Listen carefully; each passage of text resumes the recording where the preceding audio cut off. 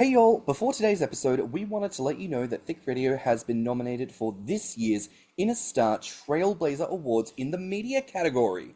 We are finalists. This is a huge honor. We're both so incredibly grateful for the nomination, which just goes to show that people around the world not only love the podcast, but want to recognize it too. But though this is an incredible opportunity, we officially need your help.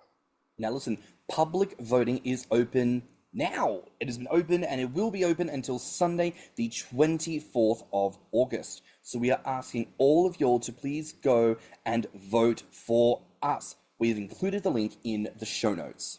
You only get one vote per email, so cast it wisely. Winners will be announced on Saturday, the 18th of October.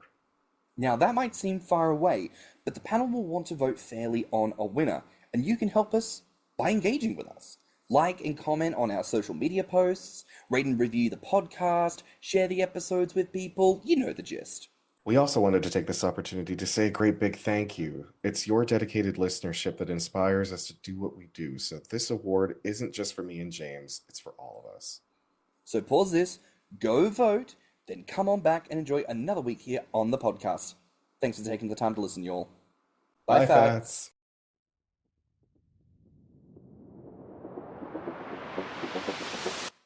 Let's talk about it.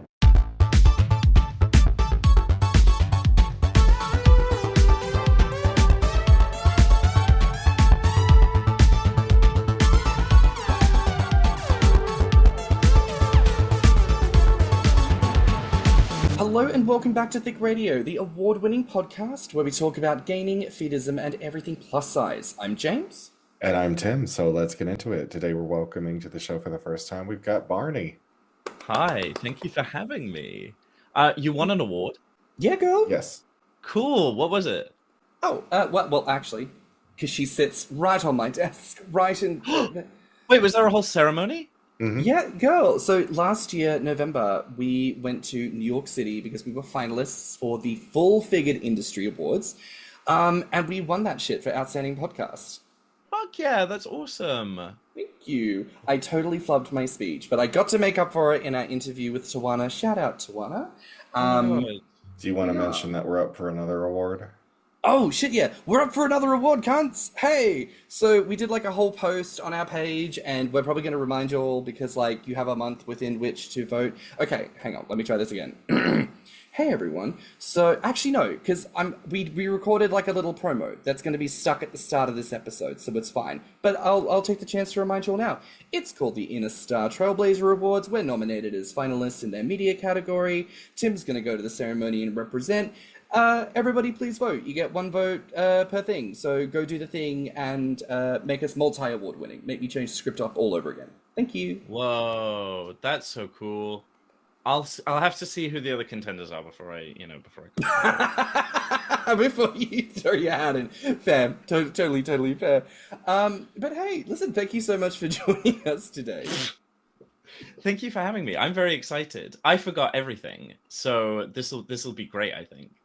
No, that's absolutely fantastic. I mean, spoiler alert, the episode is about you, what you do, your God. podcast, so you know. Yeah, I think I know. I think I can remember.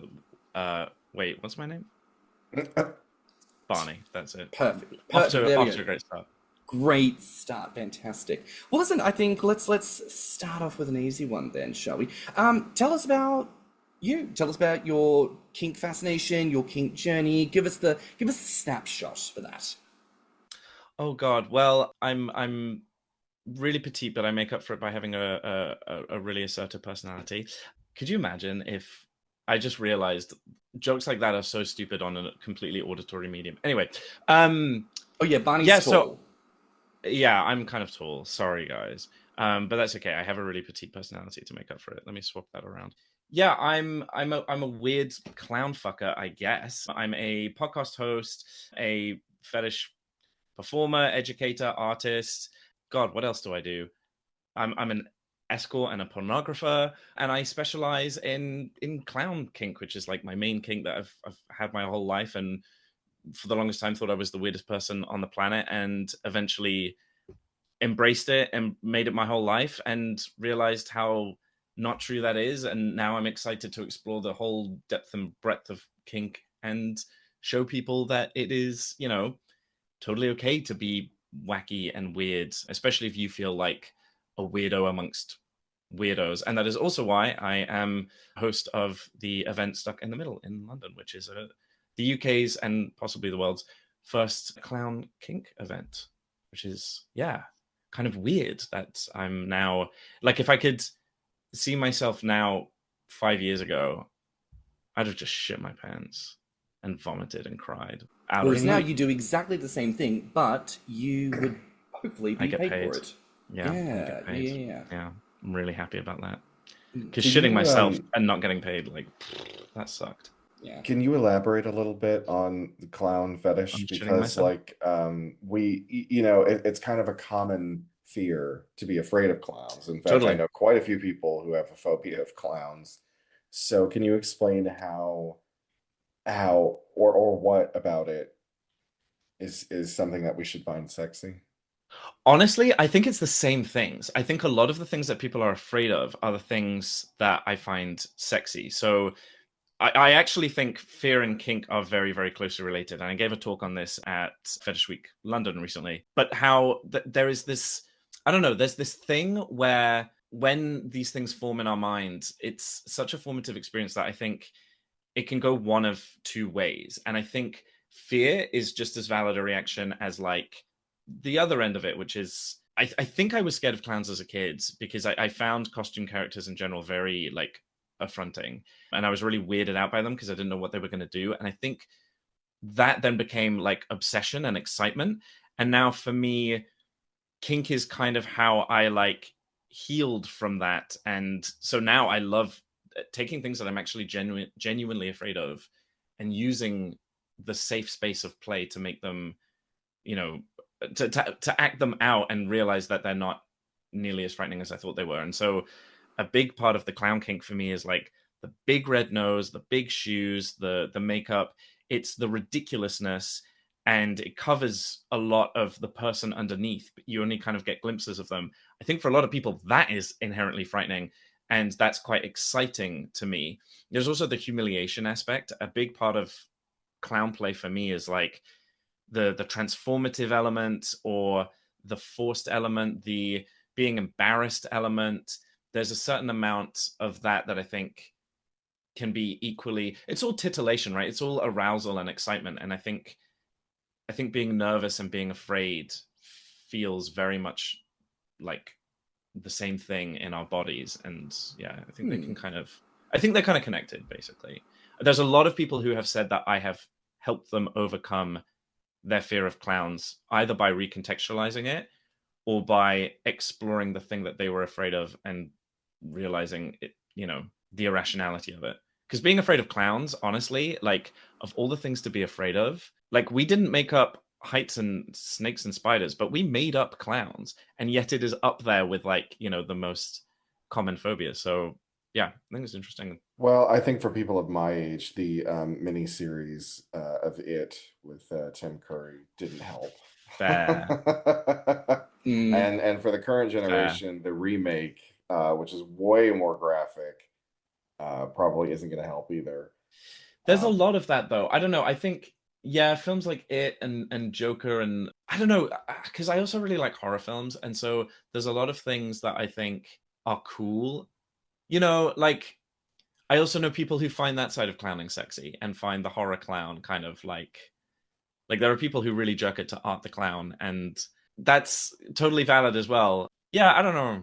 I think it's definitely like a cultural thing that's shifting, because I don't know, the sexy clowns is now like less of an oxymoron than I think it was when I was growing Well, I up. have no problem believing that men could find that. It's like the idea of a killer, sexy female clown. Like I like no trouble picturing Right. that at all.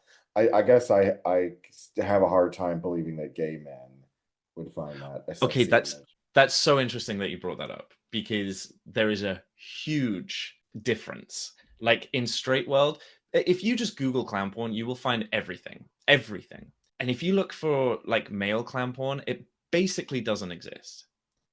And I find that really, really fascinating. And I have a couple theories as to why. I was recently talking with somebody who used to be a studio executive, and he was saying like Well, it's funny because in straight world, there's generally a lot more sexual repression. People don't communicate as much. They don't talk as much about their sexual desires and their kinks and fetishes. And so the porn is just wild. It's just anything and everything. Whereas in gay world, queer people already had to do this thing where we shed and question everything that, society told us we were supposed to do, because from a young age, most of us went, oh, okay, I don't really fit in. So then do I want all these other things? And so the systems that we build for ourselves then actually become a lot more rigid. And you see that in kink, because porn, for example, is so much more formulaic. Kink becomes so much more formulaic. When one person does something, the people like gather around it. And it's interesting. You can kind of look at the waves in which there was a time where the kind of bluff leather Tom of Finland look was like the fetish look. And then rubber kind of came in and changed the game. And that kind of like rubber catsuit drone thing kind of started to be more visible. And then suddenly pups showed up, and now pups are so ubiquitous. And it's interesting, just like there seems to be a lot more of, and I guess it probably comes from queer people wanting to find their tribe and their family. We kind of glom onto ideas, I think, a bit more rigidly. And when you look at like studio porn, it's just all the same. It's so boring, and it looks the same. So I think there is also probably a decent bit of like sexism and misogyny in there as well, I've where it's always like, said Oh, that most too. definitely. yeah, Yeah, like yeah. humiliating a woman in that way is like, I don't know. Gay porn is so cookie cutter, all of the adult film. And it's so funny when we say porn star, because I used to be like, seriously, everybody's a star, everybody's a porn star, everyone's following everybody's career so Well, thoroughly that everyone's a star. It's interesting that you mentioned about the ubiquitousness of how porn ends up all looking the same. This is a critique that we've often loved about what we see as a lot of the gainer porn that is out there. It's a lot of people doing the exact same thing. Yeah. And the comment of like, why isn't this garnering more attention? Because it's the same as the same thing that everyone else is offering. There isn't necessarily a lot of creativity to that. And I do want to say, coming from the Christian background, I feel like I can kind of identify a lot of what that issue is, because you see this within monocultures all the time. It's that thing of, for example, with addiction, you've got the person who is struggling with drugs and alcohol, and suddenly they flip the script and go into this hardcore born-again Christian fanaticism. And what psychologists will identify is that this person did not actually give up the addiction. What they did was they put down one and that they picked up another. There was no actual resolution of the issue at all. You've just pivoted from one to the other. And it's the same thing. I've been talking about this a lot this year. The sense of so many people wrestle with their idea of kink and they go, oh gosh, what's going on? I don't understand all this. I must be this freak, this psychopath, this whatever. And they basically only go as far as they resolve it for themselves. And they go, okay, well, I guess I'm fine. I've concluded that I am fine. And therefore, anyone who thinks exactly like me must be fine. But all of you're the ones that are, and so it's very much the same thing of like queerness as a broad concept. Like it shouldn't actually be surprising to us that gay men as a collective really struggle to show up for the broader queer community, because gay men only go as far as it pertains to the end of their own dick so much of the time. And so long as they're getting satisfied, then they don't care about the rest, because they consider that to be the full extent of it. And then, of course, trans people come along and say, I'm here too, and gay men suddenly... Oh, yeah. Or anyone else, or lesbians. I mean, it's so funny. Like, it's sad, obviously, but it makes me laugh inside the way that, like, you'll hear some gay men talk about, like, well, we fought for our rights, they can fight for theirs. It's like, that's the complete opposite. Like, what you're like trying to say is the complete opposite of what your actions are, which are you're making it harder for other parts of our community to have their own spaces. And then you're going, oh yeah, well, the lesbians can just go figure that out themselves. It's like, well, no, they did. They were part of this from the beginning. It's not like there were different factions and the gay men did everything. It's like the gay men only got the rights they got because we all banded together and were like, okay, we're all in this. It's like the fact that L comes first in the acronym, and the amount Yeah. of gay men who seem to feel that G should come first. Do you know why L comes first? And I say this to anyone listening who may not be aware of this. It is because when homosexual men were dying of HIV/AIDS in hospitals, Yep. largely abandoned by people and forgotten by the world, it was the Yep. lesbians who took care of our dying and our dead. It was the lesbians who organized. It was not the gay men. The gay men at that time were largely either in the process of dying or they were freaking the fuck out. It was lesbians who did all that, and that is why L comes first in the acronym. And you just get this sense that certain people come into a space and truly hands outstretched, like, And I'm here. I want the thing. Give me the I thing. think I know the reason. I mean, or at least I can hypothesize on a reason because we talked about mentorship way back in I think maybe season 1 or 2, and I had mentioned how an entire generation had been lost to HIV, and I think that gay men, because we're in the public eye. Gay men love being it. Even the most introverted of us likes the idea of being considered glamorous, beautiful, popular, all of the gay tropes, right? Like even the gays that don't fit into those tropes can sometimes benefit from having people think that about them, right?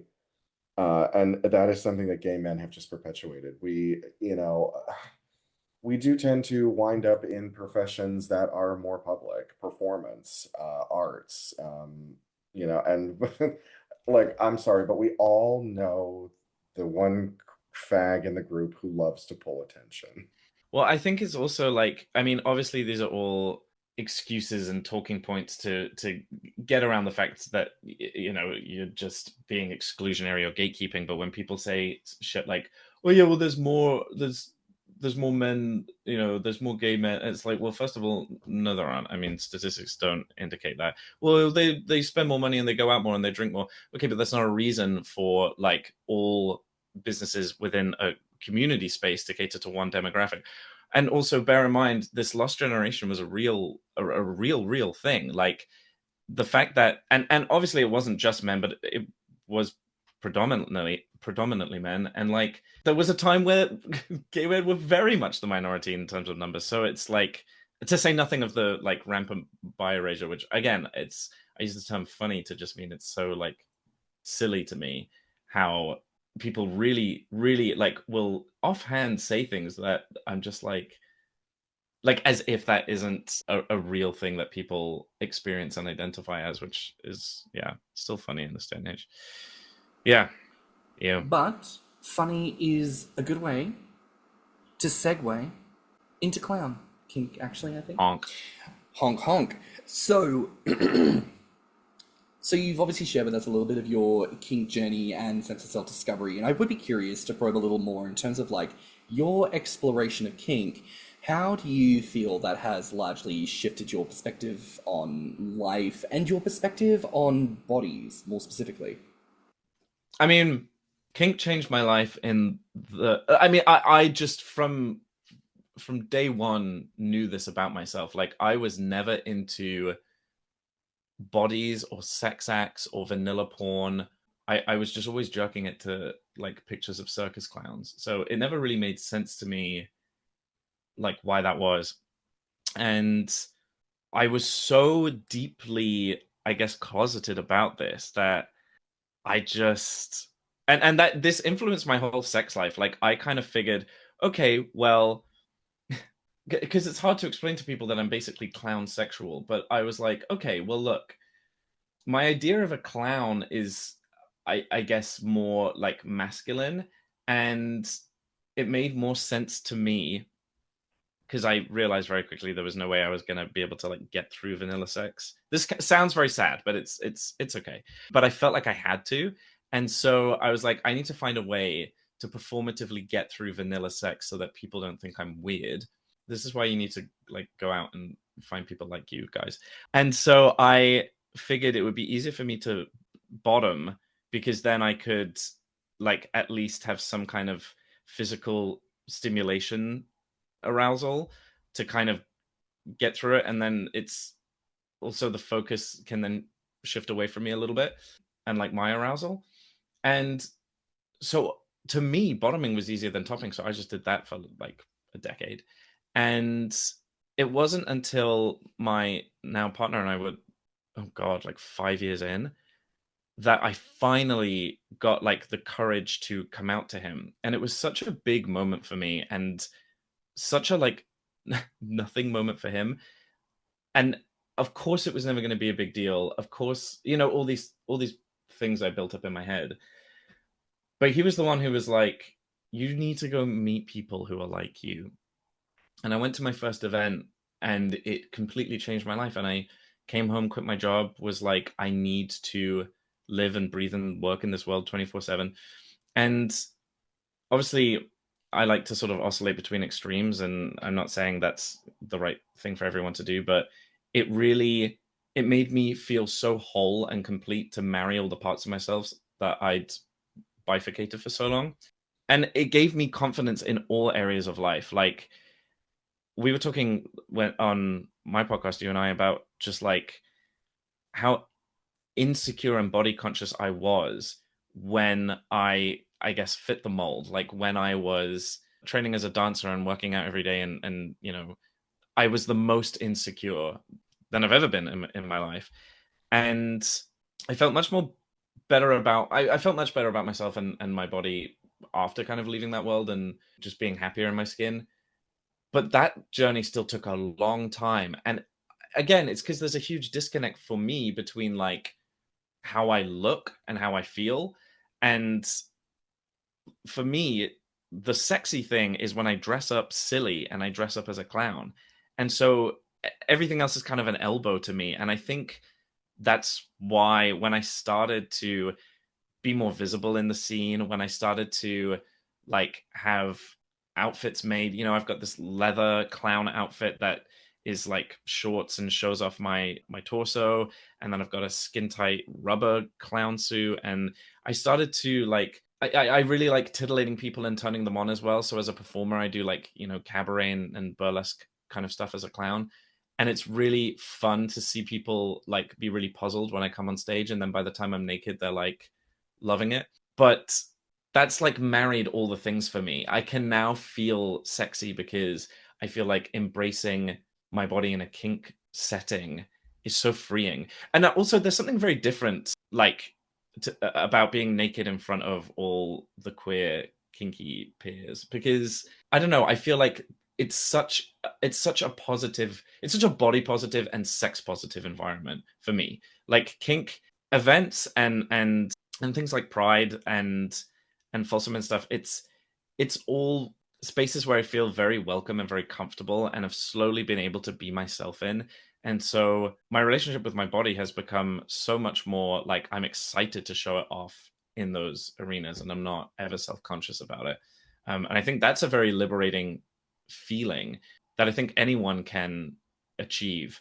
Surround yourself with the people who make you feel the most comfortable, because then the feedback you get is going to be more positive, and then you'll have a better, you know, it's easier to feel better, start feeling better about yourself if you can surround yourself with people who help to reinforce that, because then you start to carve the path towards repeating those kind of like positives to yourself. I feel like that very much marries a lot of what Tim and I express on the podcast all the time in terms of gaining.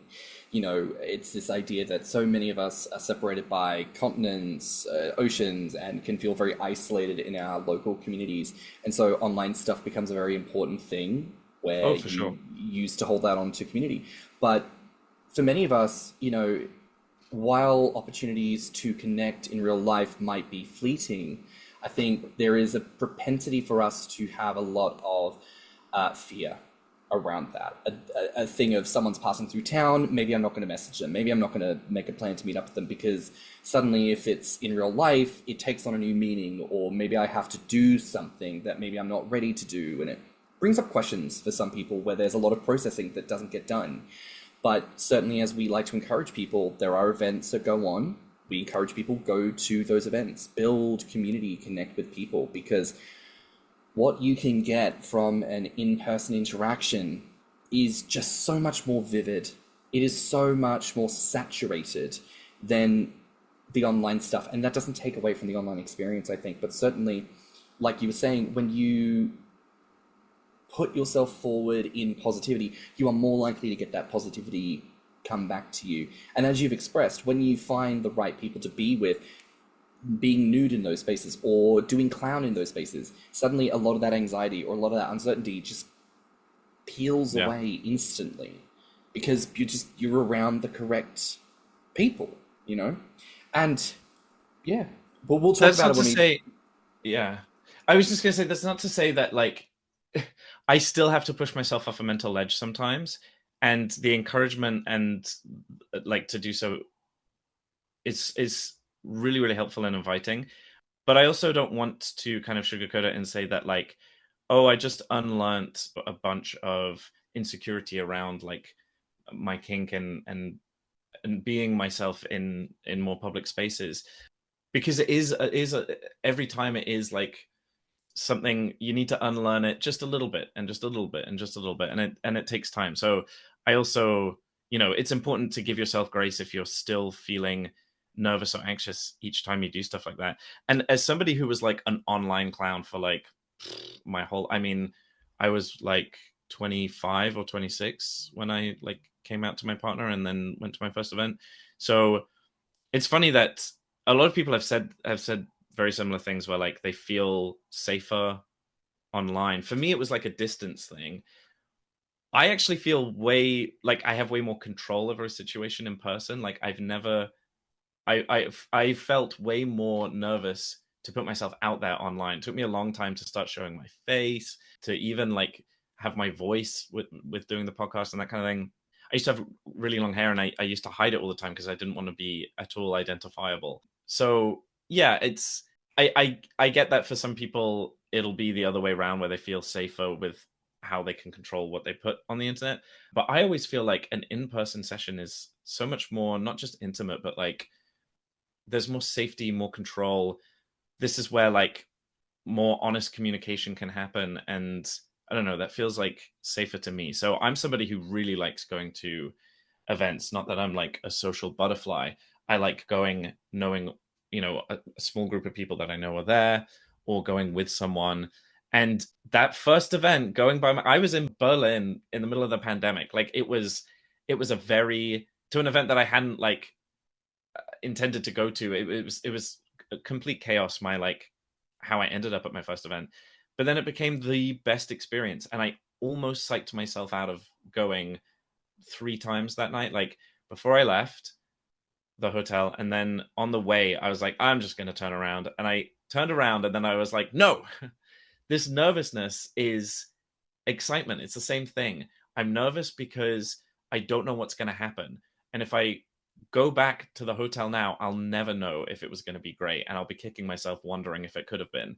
Whereas if I go and it sucks, I'll just leave and then not regret anything, because I'll be like, oh, it sucked. And then I got there and I couldn't like find the entrance originally, and I was like, okay, that's a sign, I'm leaving. And as I was leaving, I realized where it was, and I was like, fuck it, let's do this. And it was the best thing that ever happened. I think fear and anxiety will never fully go away, because if they did, that's, I don't know, maybe a sign that you aren't human anymore. Like those things should always be there. It's doing it despite those things that is the most rewarding. And you can always leave if it sucks, or if you're uncomfortable, or if you've had enough. Absolutely. Words of wisdom, honestly. And again, things I would mirror for gainer events, meeting up with gainers, having some kind of a play session, putting your best vibes out there, and giving yourself a chance to succeed, I think is a big thing. Sometimes we put caveats already, so it's like we're deliberately putting obstacles, and it's like try your best where you can to not do that to yourself, and then you will actually have the greatest amount of opportunity to succeed and have a good time. But certainly this core experience of you going to this Berlin event, and now here you are several years later, and you are the host of your own podcast, the Big Top podcast, which I didn't know you were properly a top, because I just thought like, oh, Big Top, like because circus tent, and then you're like, no, I love fucking guys, and you're like, because I'm a top, Big Top, and I was like, oh, double entendre, and I was like, okay, great, totally went over my bald head. It is a double entendre. I wanted like a more clever pun, and I couldn't come up with one in time. So I thought that would do. I mean, yeah, like I am sort of in my service top era, I guess. Although I've been like booked for a lot of bottom gigs recently, which topping bottoming, like honestly, it's all like kind of whatever to me. So there are a lot of people who really like topping and really like bottoming, and I just kind of don't mind it. And I know it sounds kind of like shitty when I talk about like it being easy for me to do. No, not at all. There are people who love it. There are people who love it, and they go to a lot of lengths to be able to do it in very extreme ways. I'm just not one of those people. But you're a clown, and clowns are topsy-turvy. Sometimes they're up, and sometimes, so I think that works. But yes, the Big Top Podcast. I think we could take a stab in the dark to define what the podcast is about. But for the listeners who may have not come across it before, what is it? Well, it was sort of my little passion projects that I was given. Like I bummed around Europe for a few months to figure out, and I came back and was like, okay, this is what I want to do. Because by the way, this was professional obligation. I was like asked to do this, and I used to work for a company that produced a lot of like fetish community based media, and I was working on one of their podcasts, and they were like, do you want to host one? Like, this seems like kind of your thing. And I was like, oh, I don't know. And then eventually I like workshopped it. And yeah, I went traveling and was like, okay, I'm going to come up with a concept. And then when I'm back is like the deadline to start production. So I came up with the Big Top. And what I realized was I didn't want to do something that was topic based, because everybody talks about the same thing differently. And I wanted to hear from people who were from all different walks of life within the kink community. And I wanted to hear from people who maybe like me, felt like they were kind of on the fringes and like they didn't really belong and didn't really fit in and didn't see themselves represented, at competitions or events or whatever, or in porn or media. And it very quickly became just my favorite thing to do. And that company's no longer around, and I just took over creative control, and I've been doing it on my own ever since. And yeah, I don't know, I feel like part of what I'm here to do is to share other people's stories, because as the host, I talk about myself plenty, and I tell the same 5 stories over and over again, but like hearing from people who have had similar experiences with the wackiest kinks you can imagine, like it is so fascinating to hear from people. And it's also fascinating to hear from people who are just doing things in the scene that I think should really be championed and platformed, because I think there's a lot of gatekeeping. There's a lot of, especially in the event scene, there's a lot of formularity and people doing the same things. And it can be really, really hard when you don't fit into a lot of those boxes to be heard and to be seen. So yeah, that's kind of what the Big Top is all about. Every week I have a guest on, and it's like a very, very casual snapshot of a conversation, because I always want it to feel like we're just chatting and getting to the heart of what comes naturally in the moment, talking about themselves, their kinks, stuff they do in the scene, whatever it is. And that can go any way. So nothing gets said that we don't want shared, but sometimes, it gets very real and heavy, and sometimes it's hilarious, and I'm laughing the whole time because my guest is so funny. So yeah, you can check out the Big Top wherever you like to listen to your podcasts. Nice little plug. And I genuinely, not trying to be all that about it, but I very much did enjoy being on your podcast and talking with you. There's an energy about you that is very, and I know you mentioned that before, people say that they feel safe with you and that it helps them to open up and whatnot. But genuinely, like, I don't know that that's a skill that everybody has. But it's definitely a skill that you have. And it makes you just someone that is nice to talk to. So genuinely, I had a lot of fun. If you haven't checked out that episode, it was only on last week. Go check it out. But no, we have you here with us today. But I am curious, because obviously, as much as you are a clown, honk honk, we are a podcast about gaining, and I would like to ask, what is your understanding of gaining? What is your perception, your thoughts and feelings about it? Tell us, what do you think about gaining and fetishism? Well, thank you for buttering up my ego to then trick me into talking about how I was thinking of gaining. Honestly, I think it's ADHD. I think that's why. I think that's it's. Don't go around telling people I'm nice. I think I'm just a bit of a like chaos gremlin. But gaining to me, okay, first of all, it's hot, like it's sexy. But I think we can all agree on that.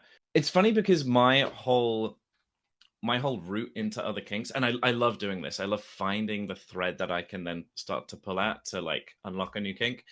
And I think for me it's less about the body and the physical presence. It's more about the concept, like the idea of padding or a silicone belly or an inflatable. That kind of thing to me is very exciting. I like transformation, entrapment, humiliation, feeling the weight, that kind of thing. And so for me it was more, I liked the aesthetic of a big belly, and I liked the concept, especially in like a clown kind of circus costume kind of way.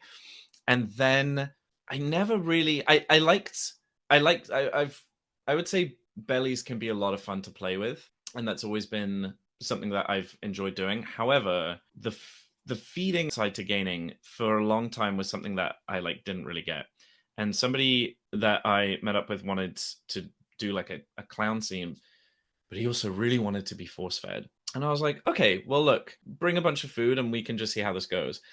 And the way that it like flipped in my mind, I've had so many moments like this where something completely disgusting to me like flipped just because the right person completely changed it, and it was like something in my brain got rewired. So the friends who know like how much I love to be corrupted and know how to do it's really, really fun to kind of be teasingly drawn into another kink. But this was one of those situations where like I kind of did it myself. I'm shoving donuts in this man's mouth while he's like tied up and humiliated and being made fun of and looking silly. And I've tied him up in such a way that his gut is like protruding because it's like being squeezed. Mm, And then mm, I just was like, this is so hot. I'm going to put yeah. my dick in your mouth while it's Mm, full of food. And you're like, blah, blah, blah, blah. Yeah. So yeah, yeah. and after that, I love doing that. So we've done that a few times, me and that person. I've done it with a few other people as well. And I also think there's something quite caring and nurturing. There's the bully side of it, like shoving food into people's mouths and making fun of them for not being able to swallow it all at once, and then some of it falls out and then they make a mess and then they get more in trouble. That's all fun. But then there's like the nurturing side of it where it's like, I'm feeding you. There's almost kind of like you could do like an age play or like a caregiver kind of thing with like force bottle feeding, and you have to drink all of your milkshake. And also Yeah. melted ice cream, I had no idea. Yeah, it's so good. It's so Well, good. I have to have my tonsils out, and for 2 weeks you can only eat ice cream, and I have very sensitive teeth, and I don't really like sweet things that much. So I think I'm going to be having like melted ice cream. So I might just put on a ton of weight. That'd be really hard. That'd be actually no, that'd be horrible, and I would not want you to send me photos if anything were to change in your body as a result of that, Barney. I You don't want lying this. bitch. But it's funny you mentioned the nurturing thing, and it's in a similar vein.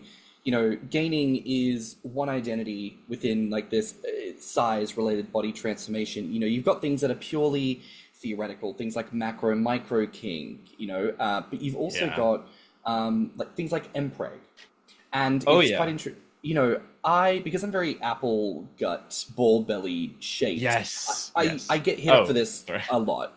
No, it's fine. No, I thought you were saying that was your like favorite thing.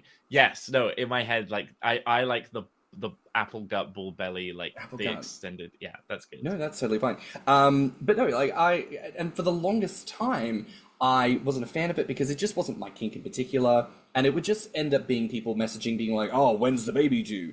And I'm like, I don't know what to do with this. This is Yeah. not for me.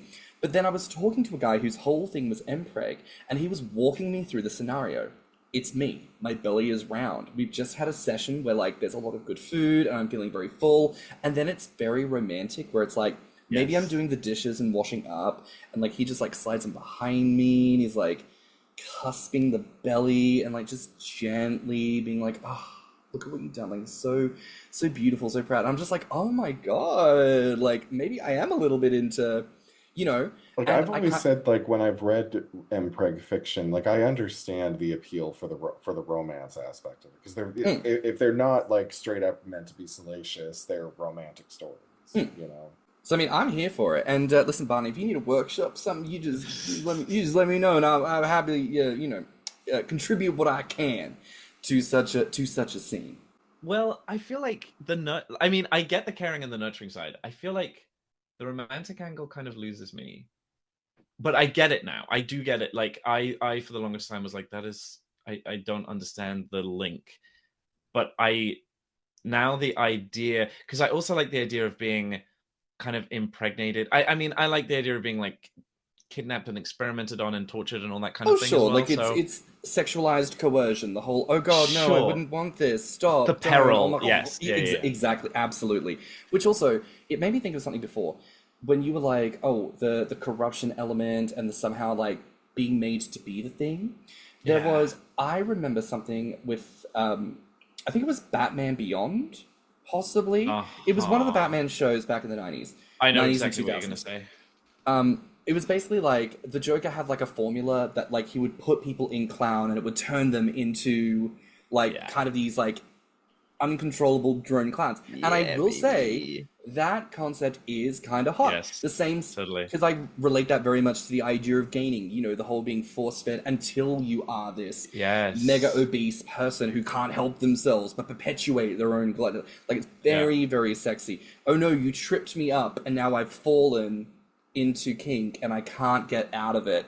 What else am I to do but to roll around in my own hubris and come everywhere, basically? There's something about like the ruination of someone as well, like taking somebody and like force feeding them so that they grow and swell to the point that now they are like unrecognizable, and it's like, this was done to you but you can't stop coming, and so we're just going to keep doing this thing to you, and we've like totally warped your mind, and now you're just this like horny. Absolutely. One of the most common intro gainer kinks is people will join the community and they will say, oh, like what advice might you have, if I'm like starting out and I'm learning how to do things. Inevitably someone is going to pull them aside and basically say, you have to jerk off when you eat, because you're going to train your brain so that you are horny and hungry at the same time, and then you are never going to be able to get out of it. Like, there is something very hot reinforcing about it. Yes, exactly. Consensual non-consent, coercion, manipulation, like you're tricking people. Well, because I like to do, like, I call it stooge training. Like, when somebody's like, oh, I want to kind of like have you guide me and humiliate me and make fun of me and make me your little clown, and I'm like, okay, well, here's all the things you're gonna do, and I'm gonna like, and it's basically like I'm gonna train you to like this thing. And I've done stuff with people where they've been like, yeah, that was cool, it wasn't really my thing, and then they've come back and been like, what have you done to me? I can't, like, I need to wear a red nose when I jerk off now. And I'm like, fuck yeah. That like the hypnotic angle, the kind of re-education angle, the rewiring of your brain, you've got to jerk off while you're eating, otherwise you're not allowed to come. It's so hot. I don't know, there's something so enticing about corruption. I love it. It makes so much sense. And like when you and I were first talking clown stuff, and I was like, I can actually see the very firm overlap with gaining and clown. It's the whole like, I was supposed to be the clown who tumbles because like that's what clowns do, but actually I'm falling over because I'm so overweight I can't maintain my balance. Clowns are meant to get pied in the face because that's what clowns do. That's the job. I accidentally sat down on the edge of a tablecloth which yanked all the pies and like slammed me in the face. Like, it's very like you can feel the vibes. It's great. Totally.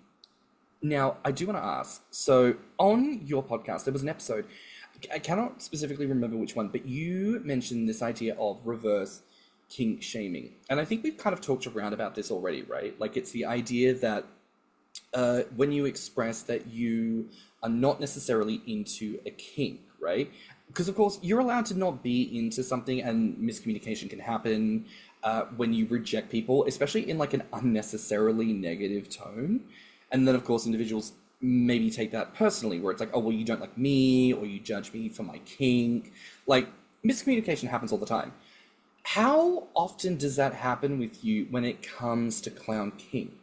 Yeah, it Like, happens. Yeah, it yeah. totally happens. People love to talk shit, but I would say there is something really. I would say that I'm lucky in that clown kink is very much like an armor because if I'm fully dressed as a clown, pe- uh, people don't know what to do because they're like you can't really embarrass a clown. So like there was one time at Manchester Rubber Weekend where I was like full rubber clown, grease paint, huge shoes, giant Mickey Mouse hands, the whole lot. And I'm walking through the gay village and there's like a bunch of straights on like a stag do stumbling out of a bar, like walking through, seeing all these people in rubber, being like, "Whoa, what's going on?" And then this guy sees me, and he is like, "What the fuck is that?"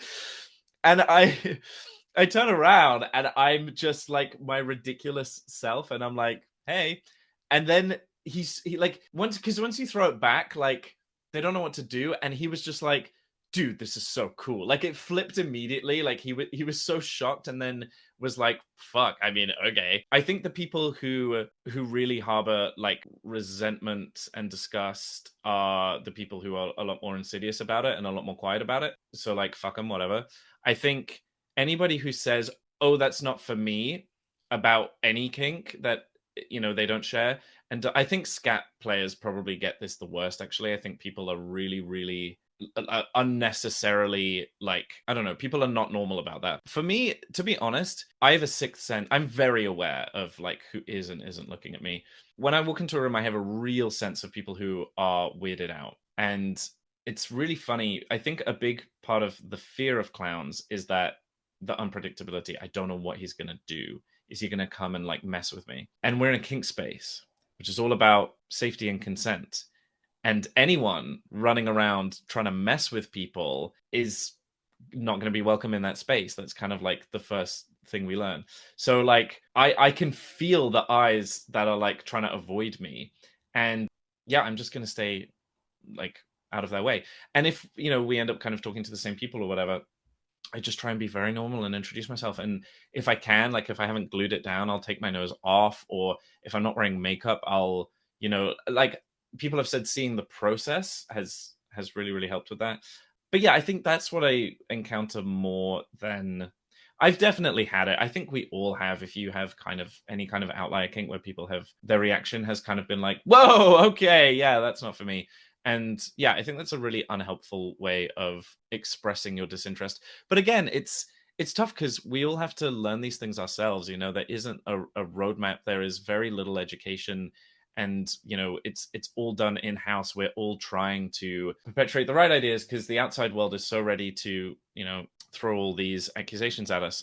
And so I think actually being more communicative about what language is helpful to express when you're just not into something can be really useful. Because I think like you might not realize that you're doing it until it happens and you kind of offend someone because you're not used to having to say, oh no, thank you.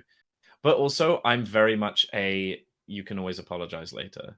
If someone is getting the wrong impression or is maybe even pressuring you to try something that you don't want to try, you can just say no, and you can say it very sternly.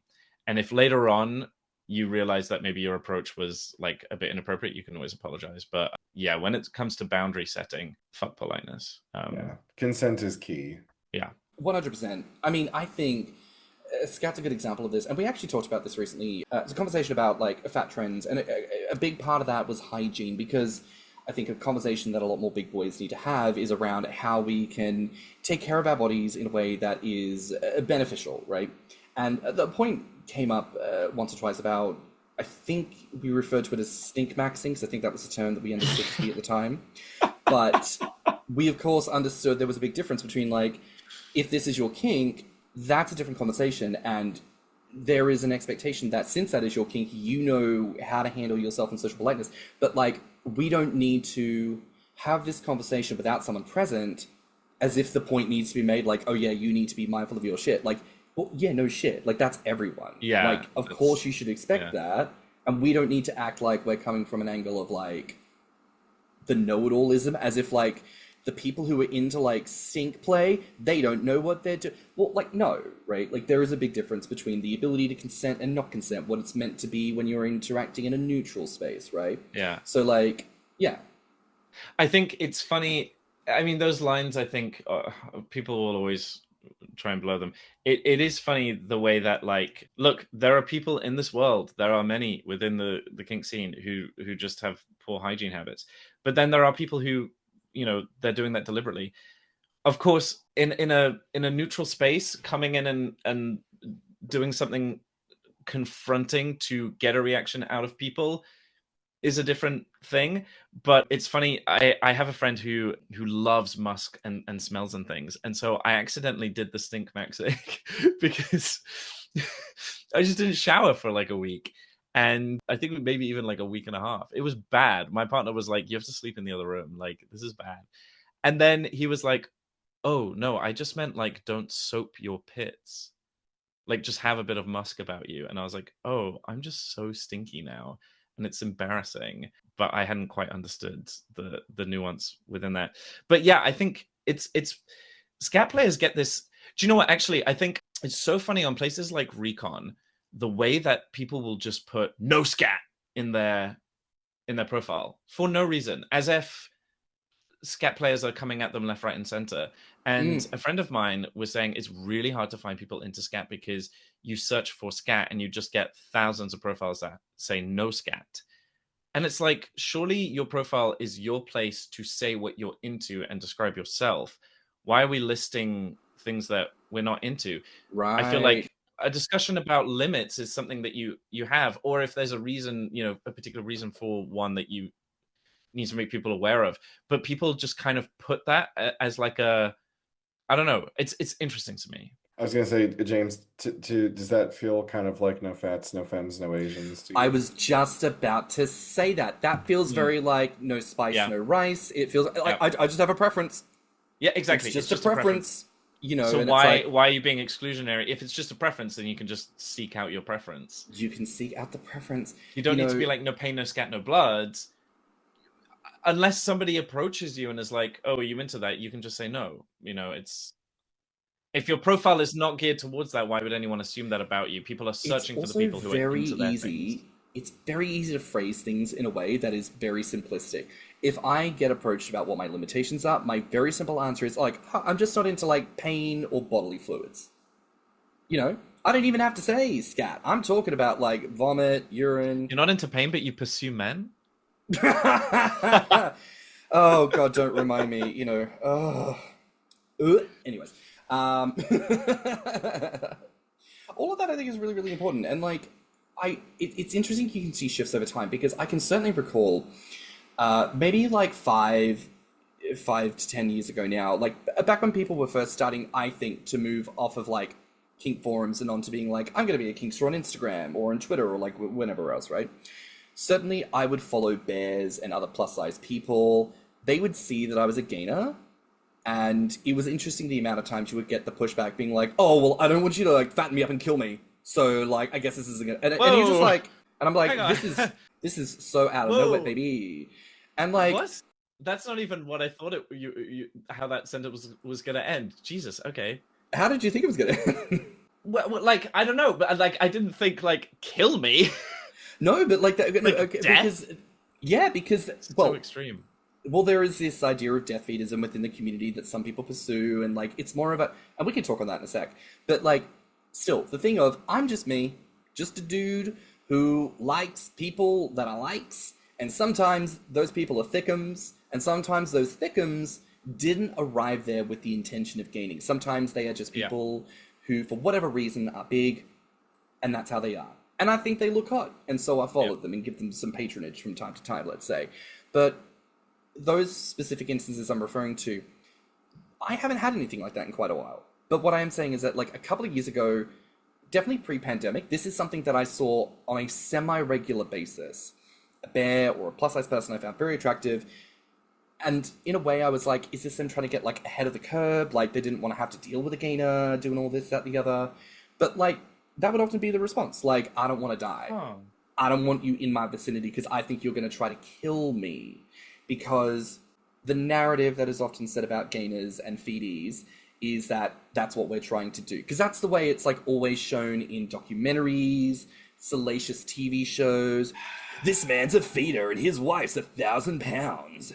And it's always like he's, you know, made out to be this slime ball trying to do something really inappropriate.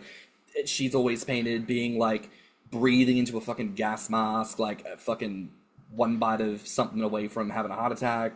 Like, why is the world so ridiculous? Why but, like, yeah. Is like, I don't know. It's people's inability to have like a level of nuance that I would consider. Yeah, exactly. It's yeah. Anyway, they don't. I mean, I guess because it's easy, you know. Like it's easy to say, yeah.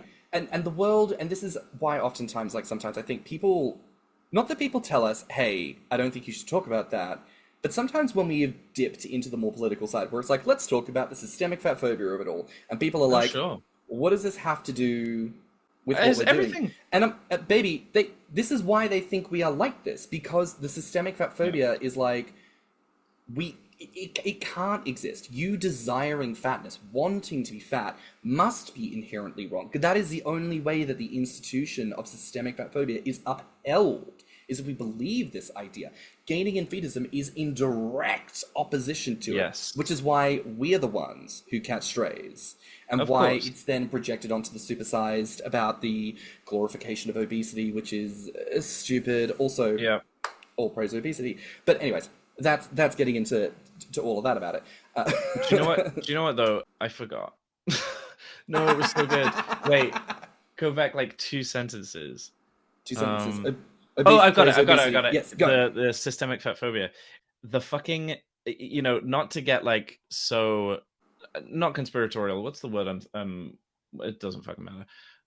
Like, but if you really want to pull at that thread, it goes back to so many other intersectional things that are all related, which ultimately boils down to a lot of like white supremacy. Like, it's so funny the way that something you think is so like completely disconnected as fat phobia, like being baked into society.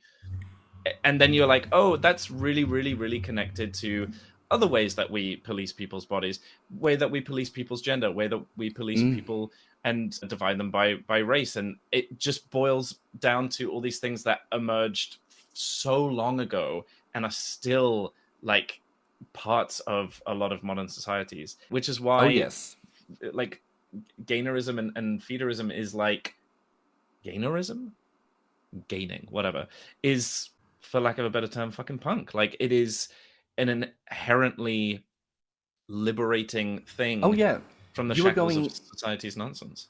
The absolute opposite direction from everything that society wants. Quick interjection, I have recommended this book 50 million times, and I'll keep on doing it until y'all motherfuckers read it. Fearing the Black Body by Sabrina Strings is an incredible piece that will help you to understand why fat liberation cannot be achieved without racial liberation as well. It is very much deftly tied. Give it a good read.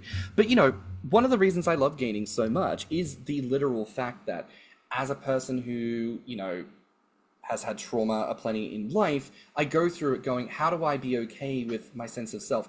Gaining is a blessing to me because it means I'm pursuing the body that is right for me. And when a bitch comes up to me and says, I think you're fucking hot, I don't have to sit there and unpack what this motivation is. I can go, oh no, they're very much attracted to what I am doing. And I know that I'm into what I'm doing. And so that's an immediate, like, a connection point. It bypasses so much of that shame and that fear of having to perform well. Gaining is glorious because so much of like what I love doing in bed is body worship, and it's things that are atypical to traditional sex anyways. Like, it's just, it opens the floodgates to so much joy and possibility that is just marvelous.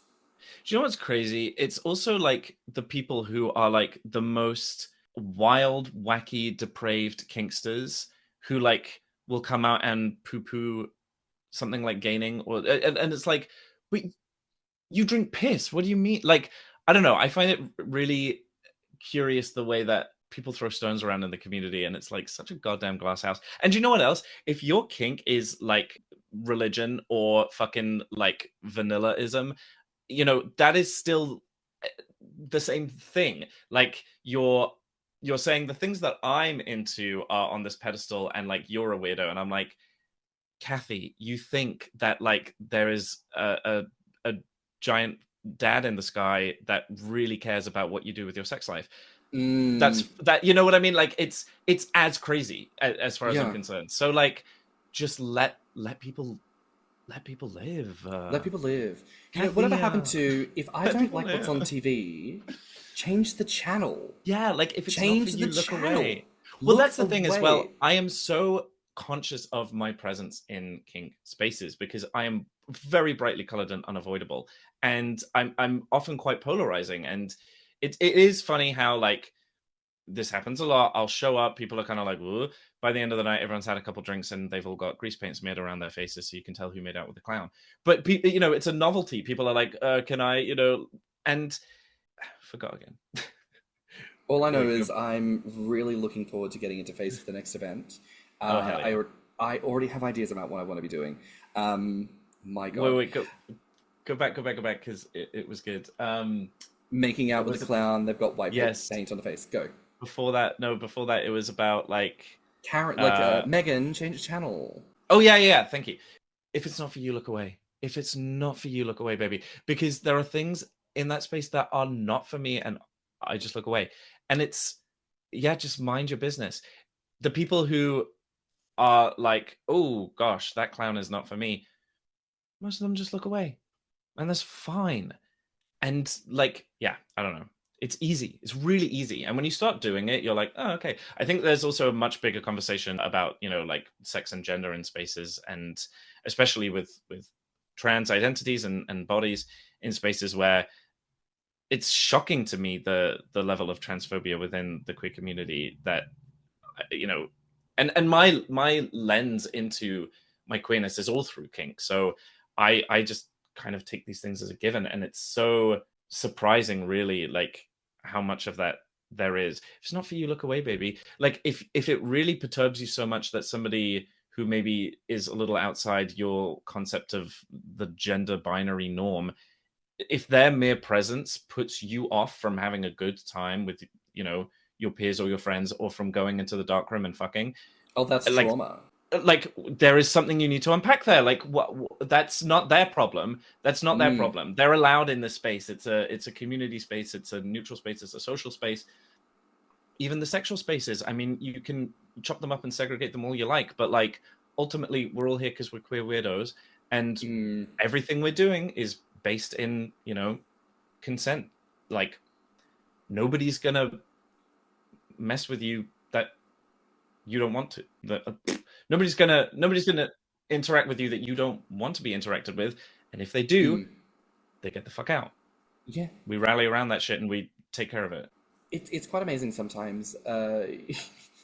Certain people you observe online who I think tend to posture themselves as being bastions of all things progressive. I am the one who would never say the wrong thing or do the wrong thing, and yet the propensity to adopt some very, very easy conservative propaganda techniques of being like, oh, well, you know, the side-eyeing about other things. And you just go, baby, I don't think you've really resolved and unpacked your bullshit. I think once again, it's that thing of, I think you just picked up your trauma and moved it from one identity and placed it. If you can't accept that we all fuck up and we all make mistakes and we're all imperfect, like, if you can't accept that someone else will have a different viewpoint and that you might need to learn something, if you can't accept that words and language and society and opinions and all of these things will shift and change, and like that's something that's going on with you where you're afraid of being on the back foot or of things being different to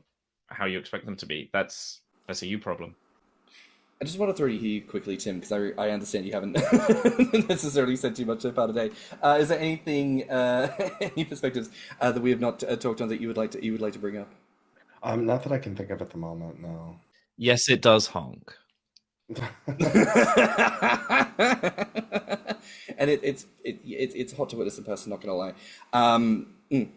So what was I about to say? Sorry, that's my brain. No, that's just dominating my brain space. Podcasting. Yes. Sorry, I fall for it. Brought it right back. I've got a handle on myself. So, so, in terms of your podcast, do you feel like there's anything you've learned about yourself? And do you feel like, yes, this is your creative baby that you're working on at the moment. Do you have any goals or anything that you want to do with it, like plans for coming seasons or things you'd like to achieve for the future? Yes. all of these things. To be honest, it has been very difficult being a one-man band because I organize all of it. I record, I edit, I post. Instagram like got rid of my whole thing, and I'm terrified to like promote the podcast on there now. Twitter is making it more and more difficult. So I definitely want to grow the podcast. I've learned that I'm just endlessly fascinated by stories of people that I never knew like existed in the world. You know, I thought I was so strange, and learning that like not only am I not that strange in the grand scheme of things, but that there are people who are so much more interesting than me is like fascinating and humbling. And I'm really grateful for the opportunity to like share these stories. Obviously, I want to grow the reach of it, and I'm so behind on all the goals that I'd set for myself in terms of like getting, you know, more advertising and sponsors and stuff, just so that I can have, you know, the capability to grow it more and promote it more. But to be honest, I think it's always gonna kind of be a bit of a grassroots thing. It's very similar to my event that I do in London, where I'm running it all myself, and that's a lot of work. And I'm very, very grateful for the people who helped me out during the event. But ultimately, I would rather, as much as I would love to, you know, grow all of these projects, I'd rather they still had a grassroots feel to them, and that people could quite confidently say, this is for the community, by the community. This is a space that I know I'm welcome and is not going to suddenly start shunning me because other opportunities have come along. James and I had a similar mission statement when we started this. It was going to be for the community, by members of the community. It was going to be our voices. And, you know, here we are 5 years in, still doing it. So like, when I started out doing podcasting on my own, like I realized what a daunting task it is, and I couldn't actually manage to do it on my own. So if you've still got it going on your own after all this time, I mean, kudos to you, because if it were up to me, the show would have come out like once a year. Yep. Well, I tell you what, being medicated really helped. It helps a lot. Because also huge correlation. I will shout out Liam Wignall, who is a psychology professor here in the UK, who is doing, as far as I know, the only research into the correlation between neurodiversity and kink. If anyone listening thinks that seeking a diagnosis might be helpful for them, if you're in the UK, I highly recommend using Problem Shared. It's totally free, and it basically fast tracks you to get assessed. And I was able to do that and also get on medication, which has been life-changing. Yeah, that really helped. Night and day, just executive function, being able to do stuff. There is a good crossover with autism and gaining, which I think just comes down to the fact that as you gain, it's like your own personal weighted blanket. Oh yeah, Yeah, I have one of those. It's very, very, yeah, it's good. Like sometimes the cure for what ails me is truly just I need a man of a certain weight to just like lay on me, just squash me a bit, and I think that would be wonderful. But you know what? That's lovely hearing about your podcast, but now I think it is time, because we talked around about it a little bit. You said that you run an event. It's called Stuck in the Middle, and it happens here in London. Tell us about it. Yeah. So Stuck in the Middle was my brainchild for a little bit that has come to fruition this year. And it took, because I've done some stuff like it before in terms of like, I used to do theater production stuff, but I've never run an event, and it's not the same thing. So I spent last year kind of like helping out at other events and looking around and looking at venues, and I basically realized it was going to be a hard sell to find a venue that would do it, just because, you know, it's not really been done before. So the lovely people at Central Station, it is at the Underground at Central Station in King's Cross, and at first we just did one just to see. and it was very successful. And they were like, honestly, would you do this every month? And I was like, no, absolutely not. I'm exhausted. So it's every other month. It's usually the last Saturday of the month, which coincides with Collard. I like an event that, ends at a reasonable time. I like it being a day event, especially because if people want to do like makeup and all of that kind of stuff, that's totally cool. But that all takes time, and it's grown a lot already from where it was initially. So I set kind of the whole thing up to kind of look more like a carnival circus. There's a little photo area, so nobody's gonna get snapped, who doesn't want photos taken. And there's no dress code. Anyone is welcome. Everyone is welcome. And I want people to feel free to come in, try something new, wear something silly, wear something goofy. You absolutely don't have to dress as a clown. It is a clown fetish event, but that is more a theming. It's very 50-50 social, sexual. So play is allowed in the space, but it's mostly people just hanging out. There are some private areas if you want, but it's quite a small space. But I always supply some face paints and some red noses, just because, a couple hours there, people tend to want to try stuff, but you're welcome to come in any gear that you like, whatever makes you feel good. And yeah, feel free to try on a nose. By the end of the night, you'll probably have a little bit of makeup on. Anyone with a ticket is allowed to arrive an hour early as well, because I know it can be quite daunting for a lot of people, especially if they're kind of new to the scene, or they're trying it out for the first time, or a lot of clown kinksters are quite, closeted because it's not something that's been on the scene really in a big visible way. So anyone with a ticket, arrive at 12. We go until 6, and you can meet people, get ready together. I make sure that I, try and say hi to everyone and make sure everyone's having a good time. Because ultimately, it's just supposed to be a bit of fun. And I want to show people that not every fetish event has to be monochromatic. We can have a little more fun. And yeah, so the next event is going to be Saturday, the 27th of September here in London. And yeah, as I say, doors are from 1 till 6 p.m. But if you have a ticket, you're more than welcome to arrive at 12. There is usually a good contingent of people who show up early just to like get ready together and hang out. And I always have lovely staff. Staff are identifiable with glow sticks so that you always know if you're having a rough time, or you're new, or you don't know anybody, or you're uncomfortable, or anything, you can grab myself or one of my staff and we'll look after you. The feedback has been really, really great so far. And anytime there have been problems, they've been resolved very easily. And we're introducing more and more. So there's games and prizes to be won. There's a Wheel of Fortune. And there is, of course, a pie booth, because people were just dying to have one. So you can go get pied in the face or throw pies at people. But yeah, I mean, all the same kind of rules of kink spaces and consent apply, and I make sure those are, visible for people. So yeah, it's growing and it's very exciting, and I love that people are trying it. Like, a lot of people are coming for the first time and getting dressed up as a clown for the first time and all that kind of thing. So it's very exciting to see new bozos, new faces come under the big top circus tent. Most definitely. Links for the tickets will be in the show notes, y'all. So if you are interested in popping along, come and join me and Barney and a whole slew of other bozos doing the thing. It'll be a fun time. Hell yeah. I would be curious to ask, because I have had the privilege of chatting to you at the events and seeing you do what you do. You do a marvelous job. But I do want to know, like, do you find it tricky to navigate getting to be your full self when you are the host? And whether that is like, and yes, the event in particular, but also maybe, do you experience any of that on your podcast at all?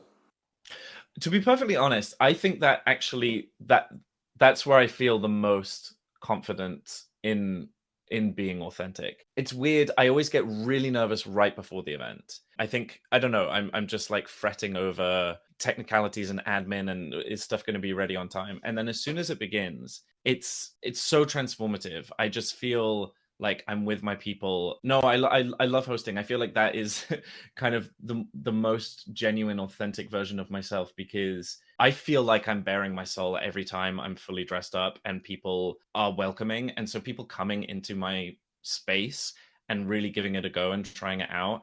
We've had it before that people have like walked in, bought a ticket on the door, come checked it out, had a drink, gone, this is wild, had a quick conversation, and then have ultimately said, do you know what, this is awesome. I don't know if it's for me. And, they've left. and I'm just so happy that they came. Like, I think that's really, really awesome. So no, I feel very, this sounds so wanky, like genuine and authentic. I don't know. I feel like that's the real me. It's when I take the grease paint off that I then have to do the performance of like be a normal societal human. It's the RuPaul calmly holding your hand and talking about your inner saboteur. Yes. And then I hold up a picture of baby Barney and I go, "What would you say to little Barney?" And you're like sobbing on the runway, you know, giving us the whole spiel.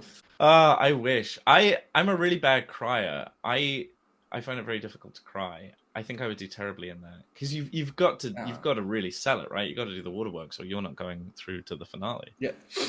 I just really feel that like I was meant to. Yeah, but you can't do that shit because if I don't see tears, fuck off. You better have an onion that you're like, squeezing gently into your eye. You know, the sad thing is I've never found it difficult to make myself cry because I just think back to past trauma and I'm like, oh wow, that was really bad. And and then the tears flow. Oh god, no, it's worked for me when I'm on stage before. People are like, what do you do? What's like how do you develop that character? And I'm like, well, I just tap into some very raw experiences and let it happen. Oh god, that's good. Or just get drunk. Oh no, I'm not a crying drunk. I'm a sloppy drunk. It's not good. Oh. I'm quite a silly drunk. Like I'm quite goofy, but then occasionally I do this. There was a time where I would do this maybe once or twice a year. Just get a bottle of wine and watch clips of like the saddest moments of Buffy the Vampire Slayer.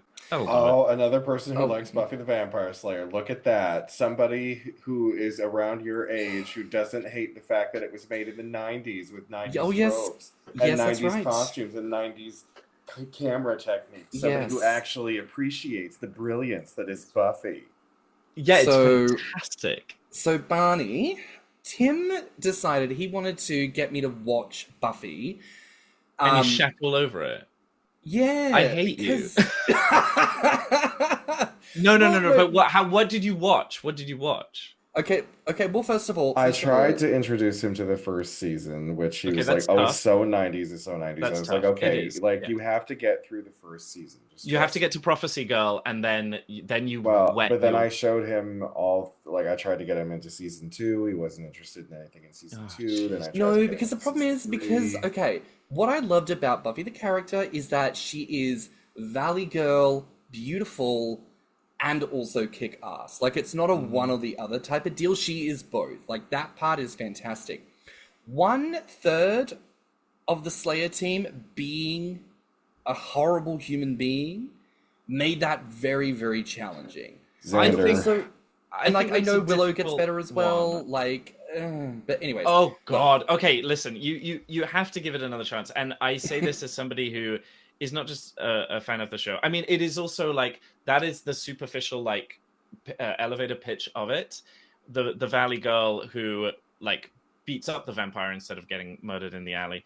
But it is also deeply philosophical and also like, especially for its time, the way that these characters are written, it is very monumental in terms of feminism and also in terms of like queer representation on television. And there's a lot to be discussed looking back on a lot of those representations, but like what they were able to do at the time, it is very amazing. It is a really, really, really good show. And what do you have to say to me now? Well, first of all, it is the most academically written about television show and largely considered the best television show like ever created. So, okay, you can't say that when Avatar: The Last Airbender exists, but also fine. Okay, yes, okay. Now hold up. Now, if you two want to watch it with me, then it's 2 beats 1, and then I will watch it. Okay, so if we want to arrange some kind of something. I've tried, girl. I've tried. Yes. I hope that you have more. I also have a spreadsheet. I have a spreadsheet because I'm a nerd. Okay, well then there you go. You might have already gotten your foot in the door by saying you have a spreadsheet. You did. Okay, because I was going to say, what you didn't know is that when you were going on about Buffy, Tim was jerking off under the table.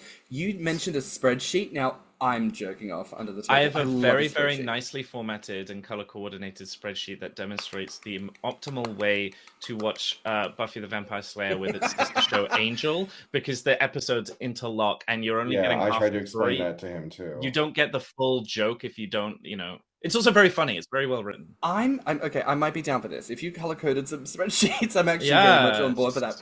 But I will also say, it's that one scene you showed me, Tim, of the Italian woman. I showed him out of context. I showed him an episode from Angel season 5 where they travel to Italy and they go to the Italian woman. Oh God! And they meet Costa Bianchi and darling, kissy kissy. We speak of them no more. No like, more. It was the most insane thing, and I was obsessed. Anyways, sorry, I must try and get my thoughts back. Okay, I've literally just written down like some of the best episodes. I'm like forever a total edgelord, so like my favorite season is the 6th one. A lot of people hated it when it came out, but I watched it. I have such a love-hate relationship with that season. It was very difficult for people, I think, who were watching at the time, but it was because it was turning into turning into Queer as Folk. That's what it was turning into. If I want to get depressed, so let me watch. Yeah, exactly. Yeah, like this is why it's good to pair with wine and a cry, because like it is the villain of, you know, every season has like a big bad, and the real villain of season 6 is like depression. But like season 2, Lied to Me, incredible, like in terms of mission statement and writing. Season 4, Hush.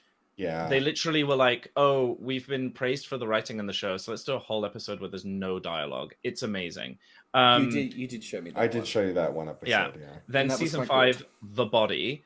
Yeah, one of the most incredible like things on television. But also another part of that episode is they were then praised for the music in the silent episode, and so we're like, okay, fine, we'll do an episode with no music, and it is like, wow. Yeah, that was quite a choice.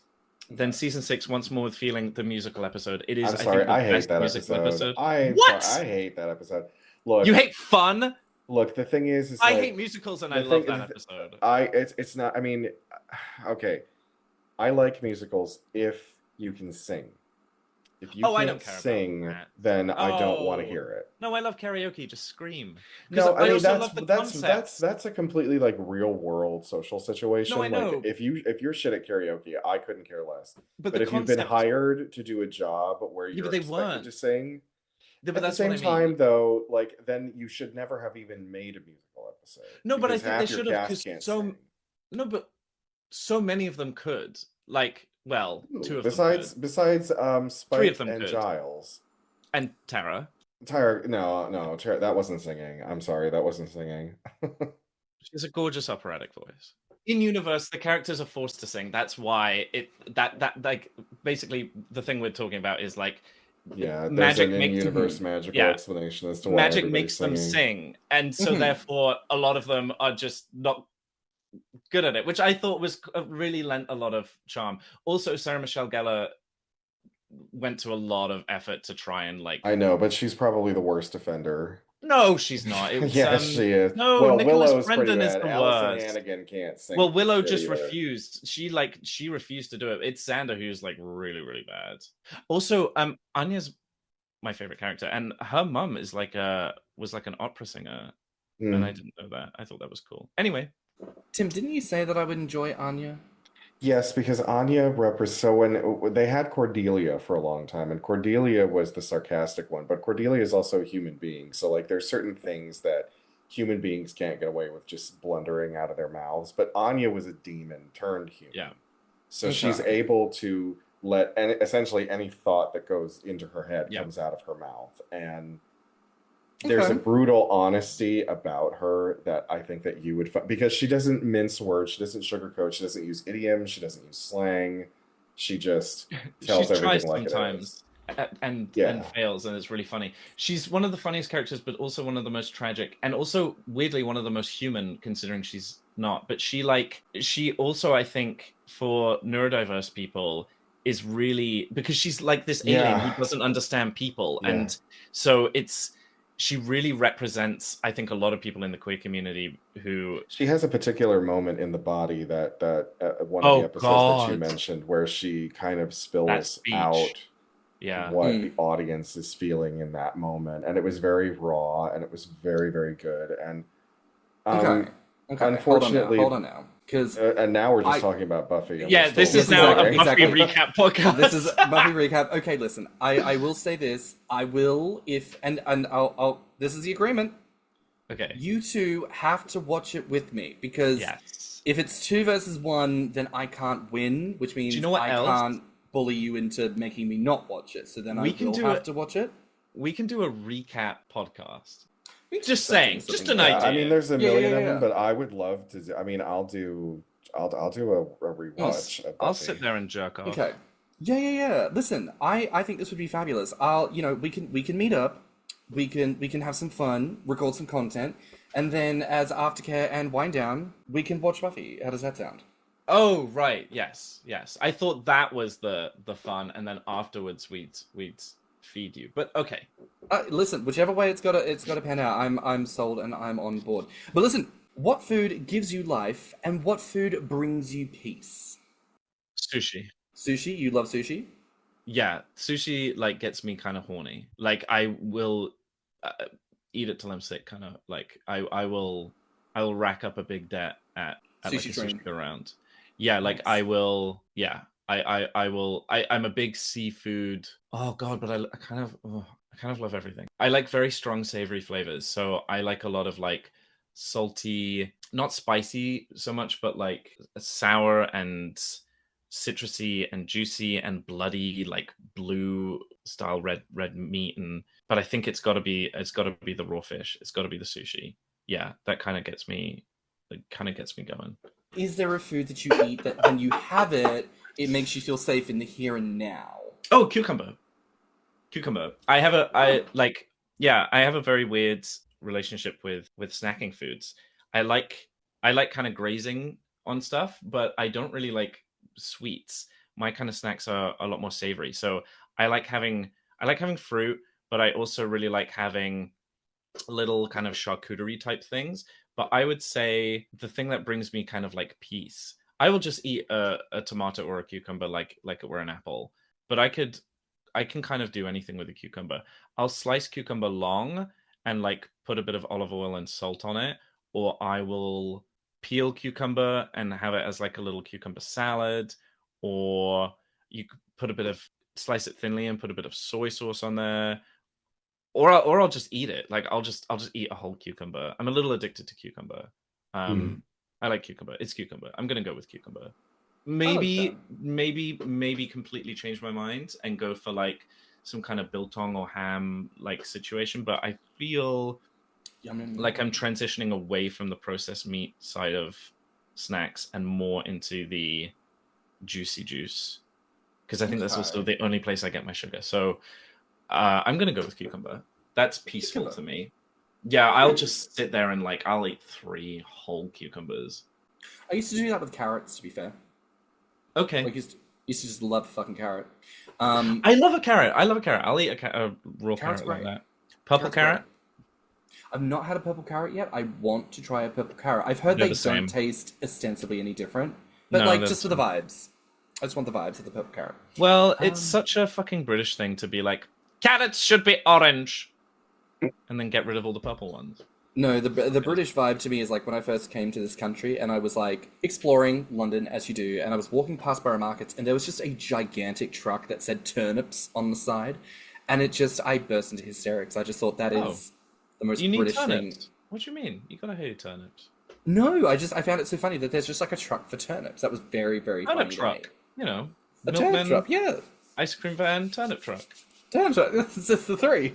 You know, yeah. That's. Oh gosh. Those are the 3 food groups. The 3 food groups: beans, bacon, whiskey, and lard, or whatever they said in Atlantis. Wonderful film. Wonderful. Oh my goodness. Film. Absolutely. We've already discussed this in the past. Like Tim is packed. Is what now? Smoking cigarettes and just going, Commander. Margie, honey, I don't think he's coming back. It's very that. Sorry, God, I'm going to get distracted again with voices and thoughts. Anyways, do you have a yay for the day? Yeah. Is that what you call it? Or did you just steal that from my podcast, you pig? No. I stole it because it's yours, and I'm referencing you. Oh, cool. That's nice. Sorry, I called you a pig. Didn't think of one, but totally got one. My food just arrived. Oh, hell yeah. Awesome. Hell yeah. Decided to get a takeaway because today's been a number, and I love surprises. I love being surprised. So this whole time, I just said to my partner, like, surprise me. Aww. So I don't know what it is. I'm so excited. That's awesome. All right, then. Is there anything else that you would like to say before we begin to round out this recording, then? Yes. That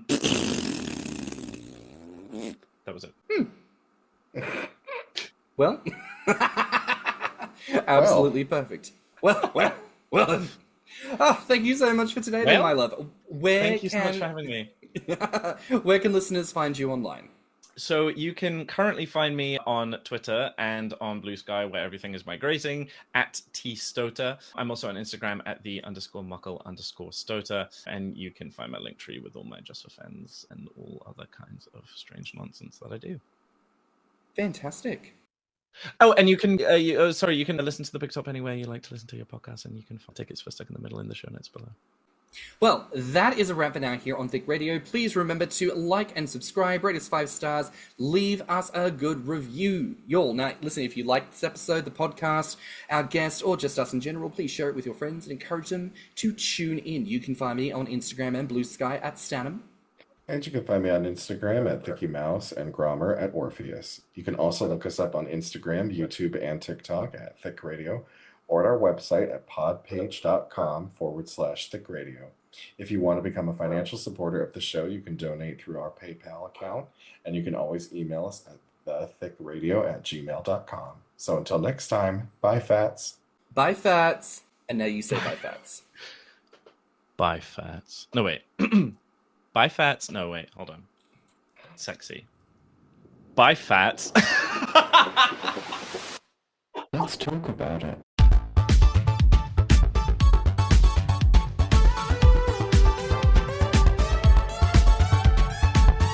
Thicc Radio is a Spotify podcast. Artwork, media design, editing, and production by James Heinzen. With original theme music by CYMK.